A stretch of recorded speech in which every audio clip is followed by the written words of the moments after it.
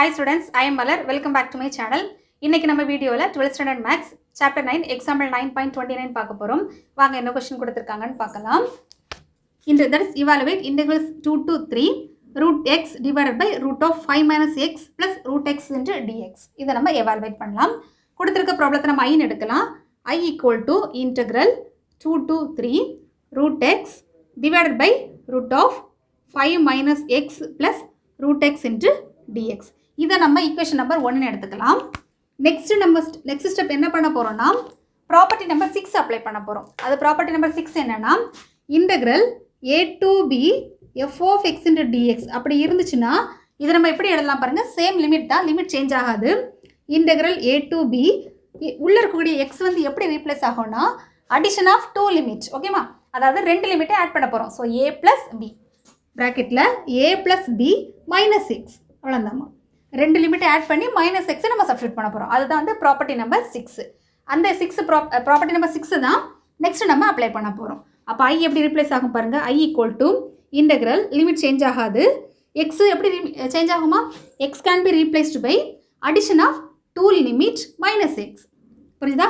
அப்போது root of எக்ஸுக்கு பதிலாக ரெண்டு லிமிட்டை ஆட் பண்ண போகிறோம். ஸோ 3 + 2 இல்லைனா 2 + 3 lower limit plus upper limit. So 2 + 3 minus x 2 + 3 அப்போ 5 நம்ம டைரக்டாக எழுதிடலாம். 5 minus x the whole divided by root of. நல்லா கவனிக்கணும், எக்ஸுக்கு பதிலாக தான் எக்ஸ் தான் ரீப்ளேஸ் ஆகுது. அப்போ கரெக்டாக இல்லை போட்டுக்கோங்க, இந்த மாதிரி ப்ராக்கெட் போட்டுக்கோங்க. X can be replaced by ரெண்டு லிமிட் ஆட் பண்ணும்போது 5. ஸோ 5 மைனஸ் எக்ஸ் இந்த மாதிரி போட்டுக்கோங்க.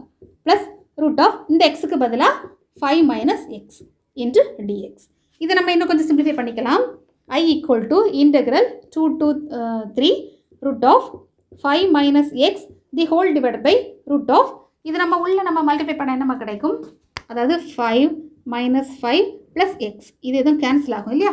அப்போ நமக்கு டேரெக்டாக ரூட் எக்ஸே கிடைக்கும் இல்லையா? ஸோ ரூட் எக்ஸ் அப்படியே டேரெக்டாக எழுதிக்கலாம். Plus root of 5 minus x into dx. இதை நம்ம ஈக்குவேஷன் நம்பர் 2ன்னு எடுத்துக்கலாம். Equation number 2. நெக்ஸ்ட் ஸ்டெப் நம்ம என்ன பண்ண போகிறோம்னா ஈக்குவேஷன் 1 + 2 ரெண்டையும் நம்ம ஆட் பண்ண போகிறோம். ஸோ லெஃப்ட் சைடு ஆட் பண்ணும்போது i + iனா நமக்கு 2iன்னு கிடைக்கும். ஈக்குவல் டு இன்டெக்ரல் ஈக்குவேஷன் 1ங்கிறது 2 to 3 root x divided by root of 5 minus x plus root x into dx. Plus equation 2ங்கிறது வந்து same limit root of 5 minus x the whole divided by root x plus root of 5 minus x into dx. Next step நம்ம என்ன பண்ண போகிறோம்னா இதை நம்ம add பண்ண போகிறோம். So 2i equal to same integral இல்லையாம்மா, சேம் லிமிட். ஸோ லிமிட் அப்படியே போட்டுக்கலாம். டிவைட் பை டினாமினேட்டர் டேர்மும் சேம் பாருங்கள். Root of the term 5 minus x இருக்குது, இங்கே 5 மைனஸ் எக்ஸ் இருக்குது. ரூட் எக்ஸ் டேர்ம் தான் நமக்கு மாறி மாறி இருக்குது. 2 + 3னாலும் 3 + 2னாலும் ஒன்று தான். ஸோ மாறி மாறி சேம் எழுதிக்கலாம். அதாவது root of 5 minus x plus root x. ஓகேம்மா, இது வந்து 5 மைனஸ் எக்ஸ். நியூமரேட்டரில் ரெண்டையும் நம்ம செப்பரேட்டாக ஆட் பண்ணிக்கலாம். Root x plus root of 5 minus x into dx. ஓகேம்மா, இப்போ பாருங்கள் நியூமரேட்டர் டினாமினேட்டர் சேமாக இருக்குது. ஸோ நமக்கு கட் பண்ணிடலாம். Next ordinary integration 2i equal to integral 2 to 3 dx. ஓகேம்மா, இன்டெகிரேஷன் ஆஃப் dxக்கு dxை டிஃபரன்ஷியேட் இன்டெகிரேட் பண்ணும்போது x கிடைக்கும் இல்லையா?